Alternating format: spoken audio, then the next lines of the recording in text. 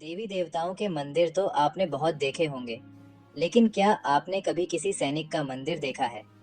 जी हाँ, अपने देश में एक भारतीय सैनिक का मंदिर भी बना हुआ है। इस मंदिर को लोग इतना मानते हैं कि यहाँ दूर दूर से लोग शीश नवाने पहुँचते हैं। कहा जाता है कि इस भारतीय सैनिक ने मृत्यु के बाद भी भारतीय सेना की नौकरी नहीं छोड़ी। सुनने में ये भले ही थोड़ा अजीब सा लग रहा होगा, लेकिन यही सच है। आइए जानते हैं क्या है इस सैनिक की कहानी। आज हम आपको एक ऐसे भारतीय सैनिक के बारे में बताने जा रहे हैं जो खुद तो मर गया, लेकिन उनकी आत्मा आज भी सीमा की रक्षा करती है। वैसे तो इनकी मृत्यु 1968 में ही हो गई थी, लेकिन ये आज भी ऐसे सैनिक हैं जो भारत और चीन के बीच में पहरा देते हैं। और तो और भारत और चीन के बीच होने वाली मीटिंग में भी इससे निपटने के लिए खाली कुर्सी रखी जाती है। हरभजन सिंह का जन्म 30 अगस्त 1946 को पंजाब, वर्तमान में पाकिस्तान के सदराना गांव में हुआ था। भारतीय सेना के पंजाब रेजिमेंट में 1966 में उनकी भर्ती सिपाही के रूप में हुई थी। साल 1968 में उनकी ड्यूटी 20वें पंजाब रेजिमेंट के साथ सिक्किम में थी।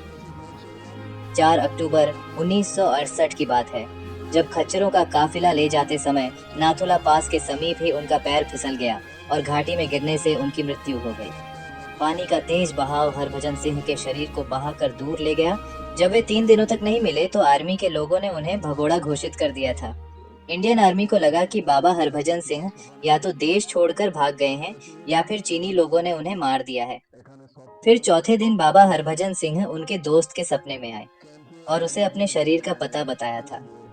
जब खोजबीन की गई तो 3 दिन बाद उनका शरीर भारतीय सेना को उसी जगह मिला जो जगह उन्होंने अपने साथी को सपने में बताई थी।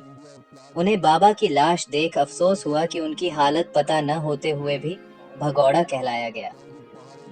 कहा जाता है कि उन्होंने सपने में एक समाधि बनवाने की इच्छा भी जाहिर की थी, जिसके बाद 14,000 फीट की ऊंचाई पर जेलिब दर्रे और नाथुला दर्रे के बीच उनकी समाधि बनवा दी गई।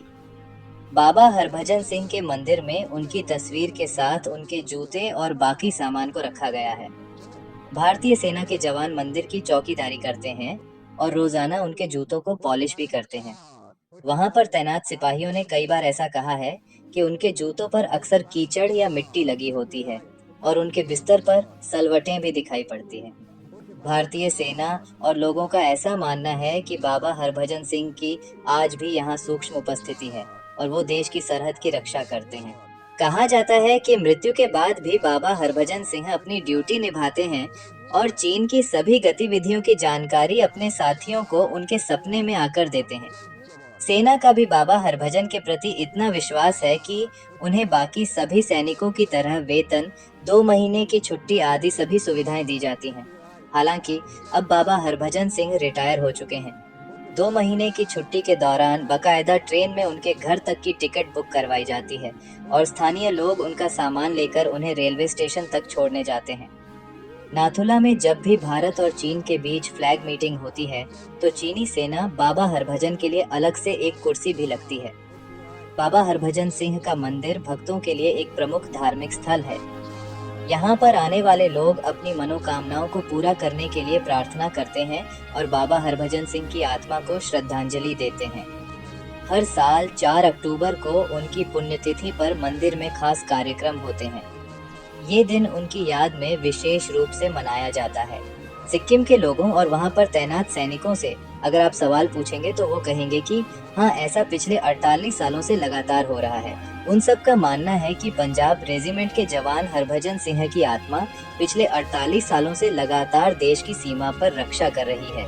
सैनिकों का कहना है कि हरभजन सिंह की आत्मा चीन की तरफ से होने वाले खतरे के बारे में पहले ही उन्हें बता देती है और यदि भारतीय सैनिकों को चीन के सैनिकों का कोई भी मूवमेंट पसंद नहीं आता है तो उसके बारे में वो चीन के सैनिकों को भी पहले ही बता देते हैं, ताकि बात ज्यादा नहीं बिगड़े और मिलजुल कर बातचीत से उसका हल निकल जाए।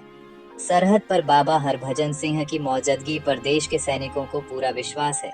साथ ही चीन के सैनिक भी इस बात को मानते हैं और डरते हैं कि बाबा बॉर्डर की रखवाली पर मुस्तैद हैं, क्योंकि उन्होंने भी बाबा हरभजन सिंह को मरने के बाद घोड़े पर सवार होकर बॉर्डर पर गश्त करते हुए देखा है। बाबा हरभजन सिंह अपने मृत्यु के बाद से ही लगातार ड्यूटी देते रहे हैं। इनके लिए उन्हें बाकायदा तनख्वाह भी दी जाती है। उनका प्रमोशन भी किया जाता है। यहाँ तक कि उन्हें कुछ साल पहले तक 2 महीने की छुट्टी पर गांव भी भेजा जाता था। इसके लिए ट्रेन में सीट रिजर्व की जाती थी।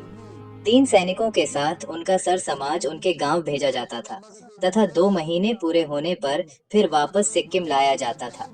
जिन 2 महीने बाबा छुट्टी पर रहते थे, उसे दरमियान पूरा बॉर्डर हाई अलर्ट पर रहता था, क्योंकि उसे वक्त सैनिकों को बाबा की मदद नहीं मिल पाती थी। जब कभी भी किसी सैनिक से कोई अनहोनी होने वाली होती है, तो हरभजन सिंह पहले ही सपने में आकर उसे सावधान कर देते हैं। अगर किसी ने सपने को नजरअंदाज किया तो परिणाम भी भुगतना पड़ता था। यहाँ तक कि हरभजन सिंह कई बार चाइना के ऑपरेशन की जानकारी भी अपने सैनिकों को दे चुके हैं। लगातार जब यह सारी चीजें होने लगी, तो सैनिकों को यह एहसास हो गया कि वाकई में हरभजन सिंह द्वारा कही बात सच थी। हरभजन सिंह ने अपने एक सीनियर ऑफिसर के सपने में आकर कहा कि आपको चाइना की तरफ से एक लेटर आएगा जिसमें मेरी शिकायत होगी, और सपने में बताया अनुसार ही एक लेटर आया जिसमें लिखा था कि आपका एक सैनिक सफेद घोड़े पर सवार होकर रात के समय में बॉर्डर के बेहद करीब आ जाता है और यह बात ठीक नहीं है, उसे रोका जाना चाहिए। अब इसके बाद तो हर किसी को यकीन हो गया कि रात को बर्फीले पहाड़ों में बाबा हरभजन चीन बॉर्डर क्रॉस करके पेट्रोलिंग करते हैं। बर्फीले तूफानों की भीड़ जब सैनिक ड्यूटी कर रहे होते थे, तभी उनके बीच एक सिपाही भी मौजूद रहते थे, जो किसी को नजर नहीं आता था, क्योंकि वह कोई आम इंसान नहीं बल्कि आत्मा है। और धीरे धीरे जब हरभजन सिंह की चर्चा हर जगह बढ़ने लगी, इस इलाके में आने वाला हर नया सैनिक सबसे पहले बाबा की धोख लगाने आता है। इस मंदिर को लेकर यहाँ के लोगों में एक अजीब सी मान्यता ये भी है, ये मंदिर बोतल से भरकर पानी को 3 दिन में रख दिया जाए तो उसे पानी में चमत्कारिक औषधीय गुण ए जाते हैं। इस पानी को पीने से लोगों के रोग मिट जाते हैं, इसलिए इस मंदिर के नाम पर बोतलों का ढेर लगा रहता है। दोस्तों, इन्हीं सब बातों की वजह से हमें भी इन बातों पर विश्वास होता है, क्योंकि सच में कोई ऐसा भारत का वीर था जो अपने देश के लिए मरने के बाद भी अपनी ड्यूटी करता था, ताकि हम और आप अपने घरों में सुरक्षित रह सके।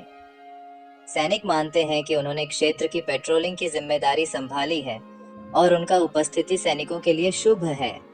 दोस्तों, यह बात सच है कि अगर एक देशभक्त के अंदर से उसके प्राण निकल भी जाएं, तब भी उसके अंदर की देशभक्ति नहीं जाती। आप चाहे तो बाबा के मंदिर के दर्शन भी कर सकते हैं, लेकिन आपकी जानकारी के लिए बता दें कि बाबा हरभजन सिंह का मंदिर समुद्र तल से 13,500 फीट की ऊंचाई पर स्थित है, जहां पर ऑक्सीजन लेवल काफी कम होने की वजह से लोगों को सांस लेने में दिक्कत होती है।